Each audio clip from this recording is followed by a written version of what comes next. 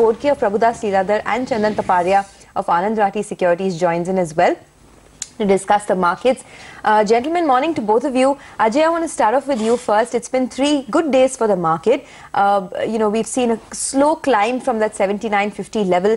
Do you think a base has been put in place and this market uptrend will resume, or is this just a dead cat bounce? I think, in my opinion, I think the market has made its low for the short to medium term. And my bullishness essentially stems from two domestic factors. There was a lot of concern after IMD's forecast of deficient monsoons. But if you look at the numbers from 1st of June till date, I think the monsoons have been 13% above normal. And especially in rain-fed areas of the southern peninsula and central India, right from the eastern coast, Tamil Nadu, the entire Andhra Pradesh, Marathwada, Vidarbha, as well as Chhattisgarh, I think the rains have been extraordinarily strong. And hence, I think, hopefully, I think the SkyMet forecast is what I think should hold true. Although it's early days yet, and we've only seen sort of, the 3 weeks of monsoons. The second reason why our markets were concerned, domestic reason, was an expectation of fears of earnings downgrade. But I think the numbers now that clearly show that the FY15 numbers, optically, it shows 4.3% drop in EPS at 388, vis-a-vis 405 in FY14. But if you strip out the one-time impairment that was suffered due to Tata Steel's write-off of UK operations and Vedanta's write-off of Kane operations of around 18,000 crores cumulatively, and if you add it back, then FY15 earnings are at around 412 rupees, which is an anemic growth, but albeit a growth of 2% over FY14. Why this is important is because when you look at FY16 ask, optically it looks at 20.4 if we were to not consider the impairment. But if you were to add back the strip of the one time and then look at the growth expected in EPS, is only 13.3%, 467 rupees in FY16 vis-a-vis 412 in FY15, which is eminently achievable, albeit it will be back-ended. And hence I think these two major concerns hovering over the markets have to an extent abated.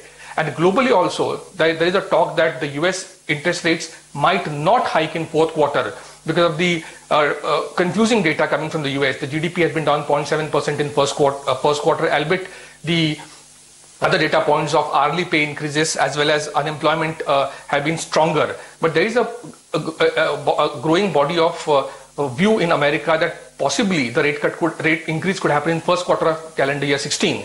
And lastly, I think there is a qualitative difference between the rally that has happened in China and India. The Chinese rally has been fueled entirely by retail money, which has been levered money, whereas Indian money rally was fueled by FI money. So I think at some point people will notice the overvaluation in China, and hence the outflow that have happened from India and other emerging markets into China possibly could reverse as we go into the next quarter or so. And hence I think a strong basis is created for Indian equities. 8,000 looks very difficult to be for the markets to go down to 8,000, and I think we are in for a strong rally from the current levels. All right. Ajay, that's very encouraging to hear. It's after quite a bit that people have made a strong case that 8,000 should hold. Let's get you on some of the stock ideas. Since you are now getting confident that 7,900 or 8,000 will hold, what are the best candidates to go bullish on in the Nifty itself? Yeah. I think I would bet on investment revival theme. We've seen the government expenditure in the month of April to be one of the highest over the last very many years. And the expectation is that I think the same trend in public expenditure will continue. 70,000 crores of capital investments in road and railways, we are expecting it to be front-loaded. And hence all the beneficiaries of this crowding in of private sector investment through public investments are the place that we would be asking investors to look at. Companies like Larsen & Toubro and Ashoka Buildcon in the capital goods sector would figure as top buys for us. We will also be keeping a close watch on companies like Cummins India and Voltas. The other sort of sector that we are advocating investors to look at are the beneficiaries of cyclical plays. Companies in autos and banking. Companies like Maruti and Ashok Leyland in the auto space, along with Motherson Sumi in the auto ancillary space, is what we are advocating investors to look at. In the banking space, I would agree with Sudarshan. The large cap banks like Axis Bank and HDFC Bank along with ICICI Bank would be our top buys.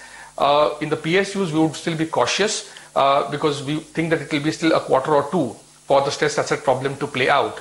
And in the smaller banks, we would advocate investors to look at Yes Bank.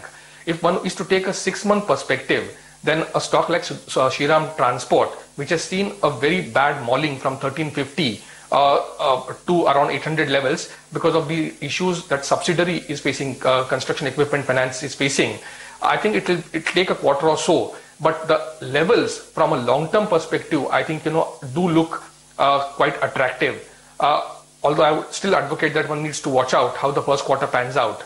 But if the CV cycle is turning, its main business of commercial vehicles clearly has turned around from the commentary that one is hearing from commercial vehicle makers, be it Tata Motors or Ashok Leyland, and hence I think it wouldn't be. It would be advisable if one can start looking at some of these scripts, which can be beneficiaries of a turnaround in commercial vehicle cycle. Jay, you were telling us about the stocks that you would be bullish on for the long term. Yesterday we saw a lot of delivery-based buying in names like Asian Paints. Sun Pharma has seen accumulation as well, and something like Tata Motors too has been rising from the lows that it's seen in the last 1 week. Any of these names that interest you now to buy for the long term? I think I'll certainly go in for Sun Pharmaceuticals among the names that you mentioned. In fact, in pharmaceuticals, Sun Pharma and Glenmark look particularly strong from fundamental perspective, and Glenmark in particular has been figuring among our top picks for a couple of months now. In Tata Motors case, I think I would still bet on a pure play in recovery in the CV cycle in the Indian context, and I would weigh myself in favor of Ashok Leyland vis-a-vis Tata Motors as an investment revival theme. Okay, and very quickly, the telecom guys? Lata, unfortunately, we don't track telecom guys. All right, we'll let you go on that. Ajay, thank you for that macro perspective and the fund of stock ideas that you discussed with us. Have a great trading day. This is the one that's taking this